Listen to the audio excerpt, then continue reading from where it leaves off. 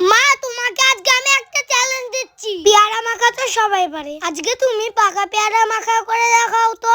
পাকা পেয়ারা মাখা? সেটা আবার তোর মাথায় আসলো কোথা থেকে? দেখো, মাখার ভিডিও করি বলে আমি কিন্তু বিভিন্ন রকম ইউনিক স্টাইলের মাখা করতে চাই, আর ছেলেও কিন্তু আমার সেটাই শিখেছে।